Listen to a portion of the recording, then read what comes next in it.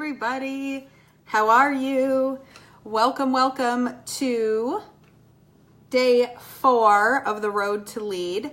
I am over the moon excited with how you guys have taken this challenge and ran with it and made it amazing. And I'm so super proud of you guys. It's been a really awesome journey so far, and I can't even tell you how much you guys have completely filled my cup.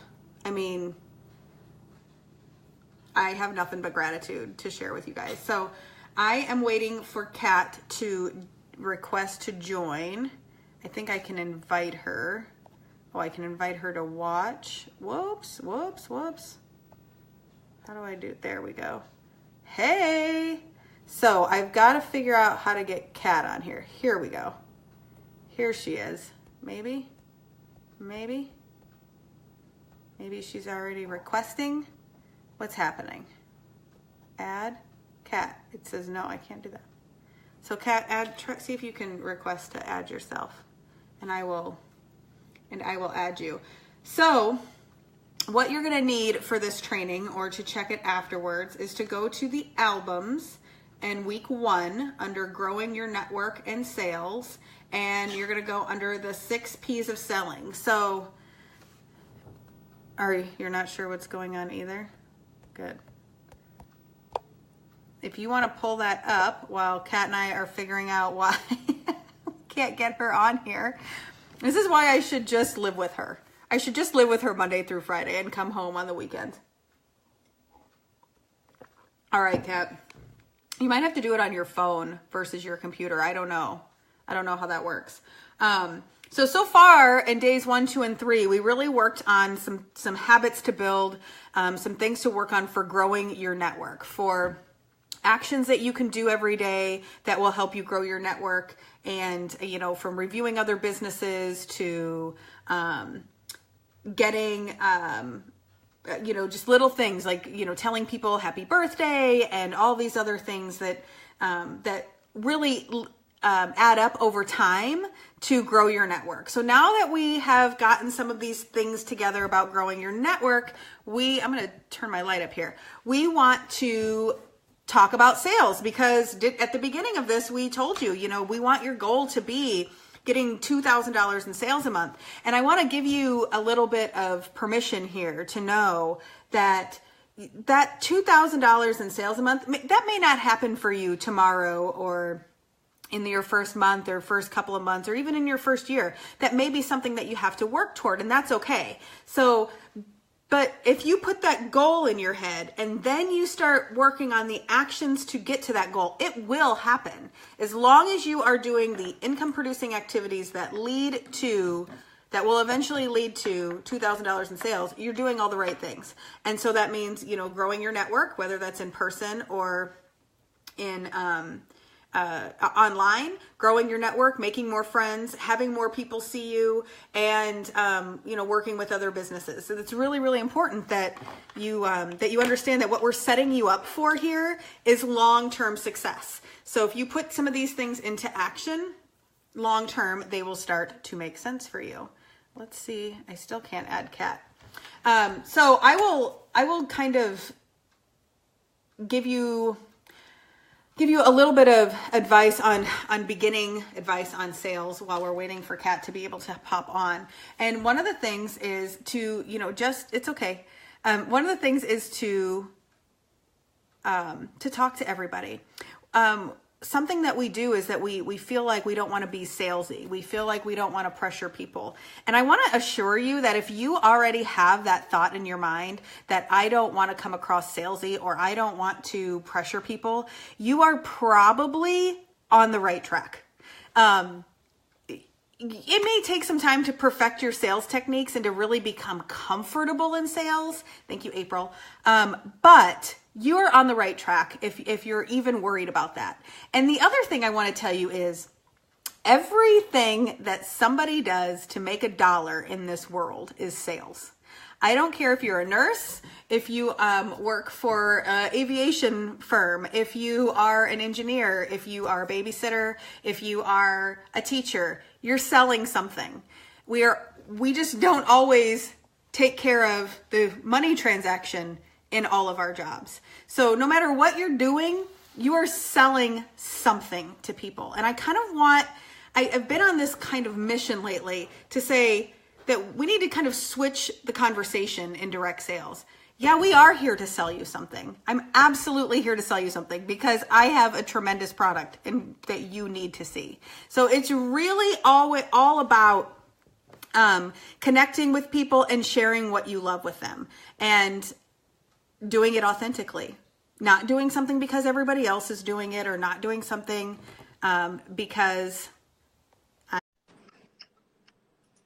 you sell expensive Band-Aids. I love that. Hey, Kat! I don't know what happened. That's okay. I actually got an opportunity to talk some good sales tips. So you know, and I just heard what you were saying, and I totally was thinking the same thing this morning. I'm like, you know, so many of us don't want to talk about sales, and like, I don't want to be spammy, and I don't want to sell, but you guys, we signed up for a product line where we retail, and we can't get a check unless the sale gets turned over. So yeah, I think a lot of people are relating the word sales to how they come across, not so much as to what we do. We do have to sell. That's how we make a check here. And so I love that you just brought that up, because I was like, yeah, we definitely have to sell. And that's why this is so important. But, you know, you might be talking about, well, I don't want to come across a certain way. That's a totally different thing. So thank you for being patient with me as I try to figure out my phone situation here. That's okay. You know, I think the used car sales industry in the 80s really learned to turn us off from sales. I actually had a Kirby guy show up at my door the other day. Oh my gosh. I know, I've not had that happen forever. And I kind of wanted to invite him in to talk about a sales tactic, because he was really close to getting me to let him in. And but he didn't even say what he was selling. Oh but and then of course in our neighborhood chat, we got to talking about and he used a lot of these 6 P's just to try to get in the door. And so in all honesty, there's 5 P's to selling in this training, because the 6th one is getting paid, collecting the check. Boom. But Kat and I are going to just kind of go over some ideas and some things to help you think outside the box. Thank you, Jessica, on selling, and some things to keep in your mind. When I was reading through this for the first time, and Jacob did a training that's now disappeared from the Fempire, it must have been one that they weeded out for some reason. But it reminded me kind of the feel, felt, found approach to sales. When you connect with people in a way that really gets them thinking about things. Like, you know, I feel, felt, found basically is a way of sales. That means when somebody says, you know, they present a problem to you, crepey eyes, let's just use that for an example, be like, oh my gosh, I know exactly how you feel. I was getting so frustrated with my crepey eyes. You just told them that you knew how they felt and that you have felt the same way. And I found by adding this little product to my daily regimen that it has decreased those crepey eyes by like 50%. You should really give it a try. I think you would love it. And you learn to connect with them. And this is kind of similar. So do you have the worksheet up in front of you? I do. Okay, cool. I just didn't know if we were looking at the same thing or if I was feeding information. So do you want to talk first about number 1? Sure. We'll go into primary ingredients so you guys can follow along with us, but basically discuss 1 or 2 of the main ingredients of the product.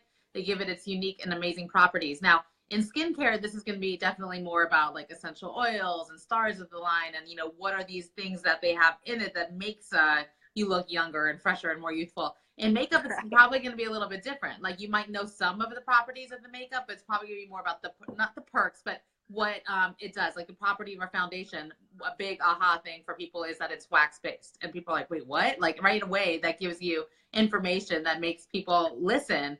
And then you can go into the rest of like the perks and why it's perfect for and everything and why it's wax-based. But so I don't want you guys to get too caught up in, oh my gosh, I have to find out all the ingredients of all the makeup and figure all that out. That really does pertain to skincare, but do know like what makes some of our stuff unique, you know, and the pigmentation is something that would go with makeup. The idea of pigmentation, pigment, longevity. Well, the perks would be longevity and everything, but yes, pigment is a huge. No, April, I don't think you have to talk about the 6 P's for every product post, and I would actually challenge you to say that there's not anything that you ever do for everything always.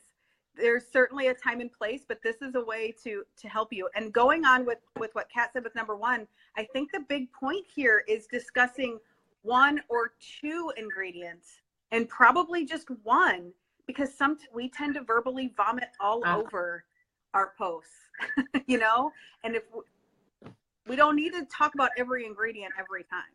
And I will tell you, with this stuff, I know, I mean, you're going to touch on this too, Kendra, or this weekend they have that homework. With this stuff, we have a lot of documents. One of the easiest places you can go, let's say you get a message in your inbox. One of the easiest places you can go, guys, is to your website. Your website has the information, the ingredients, the how-tos, all of this. Like, and I get that all the time. Where's the product knowledge manual? Where's this? Where's that? You guys go to your website. So much info right there at your fingertips. Get your information together and then, you know, put it forward to the customer who's asking. Right. They really get it down to, you know, the perks, which is, I think, really important and happens to be number two. Mm-hmm. So in the example, they're using Sotox with Sanji mushroom, and we're going to throw in a few other examples as we go. But let's talk a little bit about the perks of the product. But here's the thing. It's about how it benefits the user. Yeah. This is where you're solving a problem for them. Skincare is a problem solver. Makeup is a problem solver. And I really believe that sometimes we forget to tell them how it's going to help them at the beginning. Mm-hmm. And we only talk about me. P.S. Kat, what shirt are you wearing? I was noticing the same thing. Are we wearing the same shirt? Oh, close. We're always twinning on our stuff.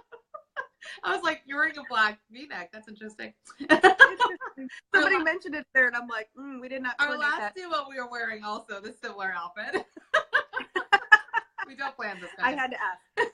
So, in the example, they say the Sanji mushroom has been shown to help tighten the skin and lighten dark spots, brightening the appearance of the overall complexion.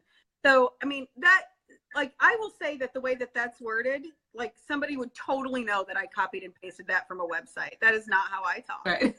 So, I may say something like, Sanji mushroom is a premier ingredient in skincare that helps tighten, tighten skin and lighten age spots and overall brighten up your complexion, maybe something like that. And if you guys don't know this, Sanji mushroom is the product in the premier ingredient in the product La Mer. Is that how you say it? Oh, interesting. I didn't know that. Mm-hmm. Lemer. Mm-hmm. Yeah, which is like $1 million. I think Beyonce literally buys it by the gallon. I read this on the internet, so it must be true. It has to be true. And we have it for $42.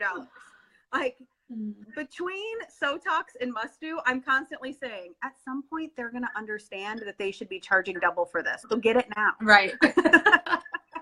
You know, you just touched on a really good point too, where it sounds like the website versus it sounds like you.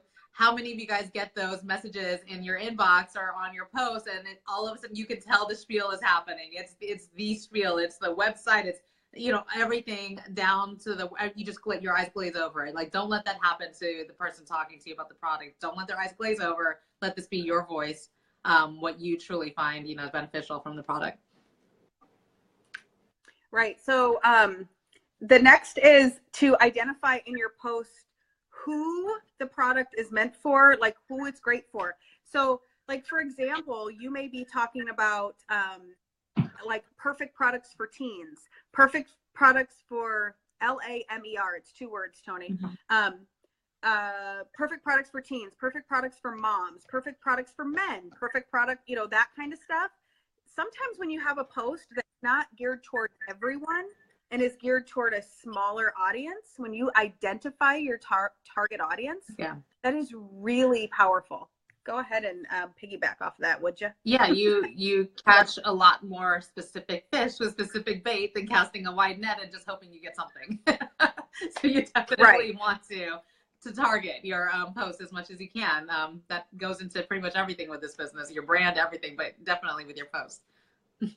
Yeah, and so which means you may do more than one post in a month's time or a week's time about one product, because you may be targeting teens in one. Like, Dream Clean is great for teens, but what about moms with hormonal acne?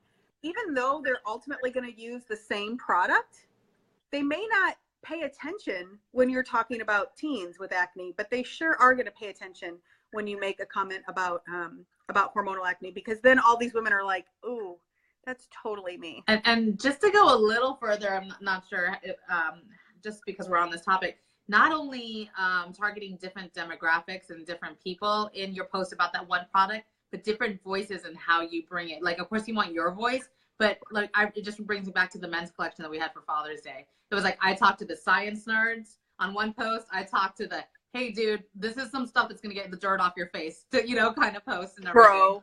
And we had different reactions to different posts. Yeah.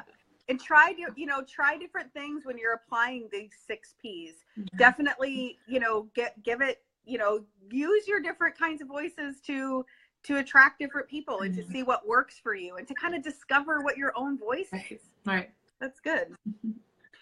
So the next thing that they're helping you with is to pair it, because upselling is king. Yeah. Upselling is king. And Kat and I have some good examples of some pairs. So I'm going to tell you how I would, and Kat's going to, with a couple of different pairs, and Kat's going to give you an example of what she would use. So for me, somebody that has combination skin that gets really oily in the center, I talk about foundation, and then I talk about perfect pressed powder. Like, I'm like, you need both of these, and this is why.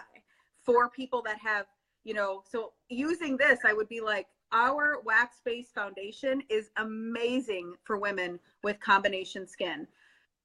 And when you pair it with our perfect pressed powder, you can have that, you can control oil and shine all day long and have that perfect glowing complexion that you've always wanted. Right. So that incorporates those first 4 right there with just foundation and powder. But Kat, who has a totally different skin type, has something different. Exactly. And I've got redness to my skin. You guys have seen me do my makeup before I have makeup. I have a lot of redness to my skin, and I have a lot of texture. So for me, the perfect pairing for a foundation for somebody like my skin type who's saying, like, I have very textured skin, would be the must do. Like, I have to have that must do to kind of layer over and really hydrate my skin before putting on the foundation. It gives it more of a slip. The coverage is great, So in her same example, you can just tweak it a little bit to who you're talking to. Again, it's not, if you don't have a perfect example of you being their skin type, use my skin type and say, this really worked for her who has textured skin, and she really recommends this.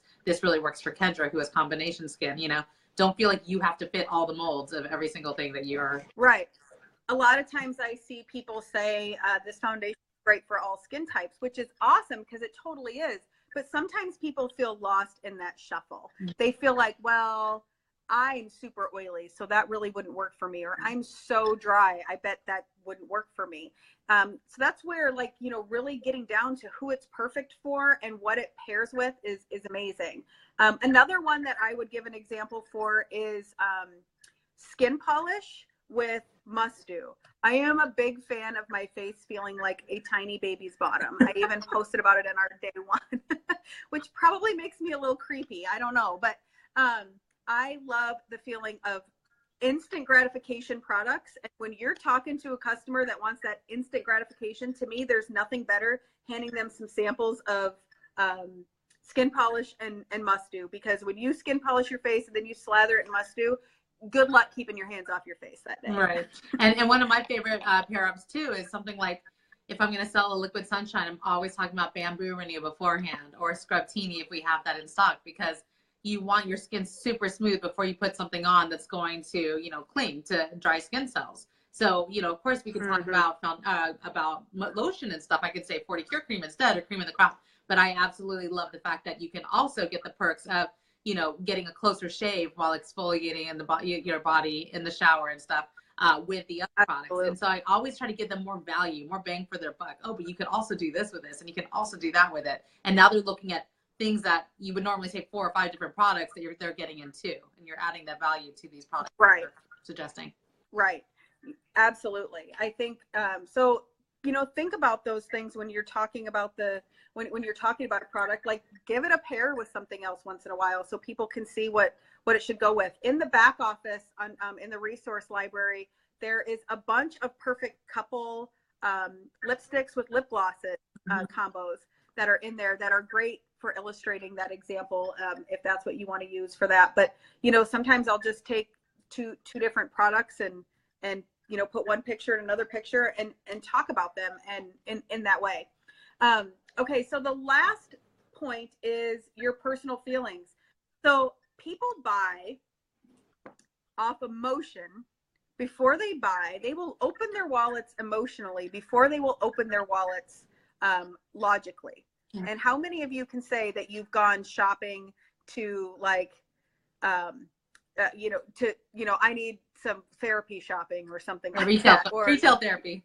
Retail. Yeah. See, I don't do that, so that's hard for me to relate to. Sadly, my kids know what that means, and I'm like, no. Retail therapy. No. Your life is not stressful enough yet, baby. Right. You're 12. not yet.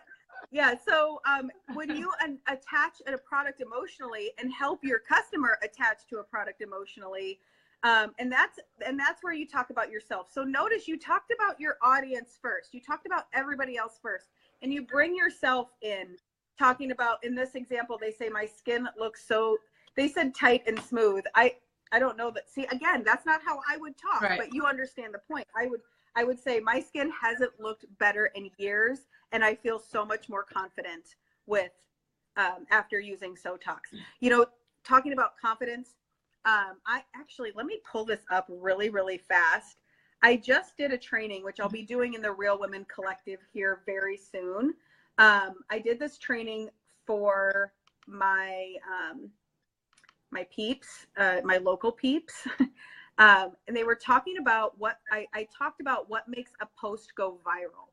So what do all viral posts have in common? And let's see. This is very interesting. So thumb stopping content is what I talked about. What makes people stop on a post? I'm going to give you these 5 tips really quick. One is the word love. People are attracted to posts with the word love in them. People love to love. They love the feeling of love. They love when you say you love something, they get it. Love is very translatable word. Anything that talks about being youthful or living longer, living longer and looking like you've not lived so long, that makes people stop in their tracks every time. And we have a whole catalog of products that are good for that.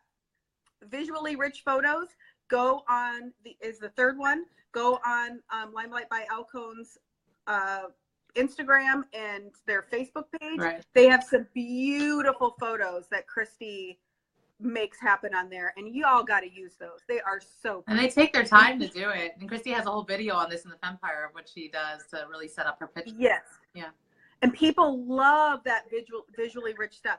You know, like for example, let me just show you right now. You all are watching this, and I got some very nice compliments about the lighting. If I turn my light off, I am a lot less interesting and pretty right now. Look, you can see the bags under my light on. Let's see here. Let's see what happens. So when things are visually appealing to people, they are much more likely to stick around and to see what you have to say about it. People love quizzes, any kind of quizzes, and they love shocking and surprising content. So that I wasn't planning on sharing that for this video, but I think that's something that you can take home, that people love that stuff. So use those corporate images, use them. Don't alter them, but use them. Yeah. Do you have anything to add to that? No, you know, just kind of going back, what I realized is that those personal feelings, we should do a training on this too. That's a whole other thing. The book Contagious, where it talks about viral, the things that make things go viral. It's like social currency and all this really great stuff. We're going to do another training on that. But personal feelings, you know, personal feelings, again, not necessarily if it's about you either. It could be about your daughter or somebody close to you. One of my best things that I talk to everybody about is 40 Cure Cream, because my daughter had eczema for 3 years. We've done the gluten-free thing. We've done all of this stuff. She was scratching up her arms and legs. And after 3 days of using 40 Cure Cream, that stuff was gone. It was done. She uses it every night. When she doesn't, she sees it come back. But that is such an emotional attachment, especially as a mother who has somebody in their family who's dealing with this, and it's been a pain point for a long time. It's those pain points that you have a solution for that are going to get people to listen. you know? My sister just sent 40 Cure Cream to her baby went to daycare for the first time this week, and she's been having a hard time. But she just sent a 40 Cure Cream in the diaper bag for the baby, and because she's got a little bit of eczema already, and the daycare provider sent her a message and said, "Hey, do you mind if I use that lotion that you have on my daughter? I noticed this has really cleared up Maddie's skin in just the week that she's been here." And that list is posted, Jen. It is part of today's stuff. It is posted. It's in the album under week 1. Anyway, so my sister said, yeah, that's fine. The next day, she got those results, and she was like, what is this magic? I need this. So I'm telling you, if you guys are wondering what kinds of samples should I be giving out, my answer to you there is instant gratification products that work like that. And so that's going to be your moisturizer, your and must do 40 Cure Cream, either of your moisturizers. I think then later on the list would be cleansers.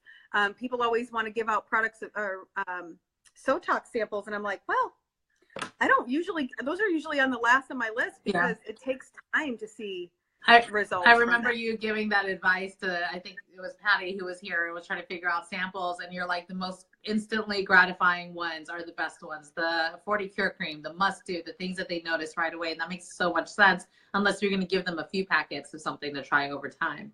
So correct.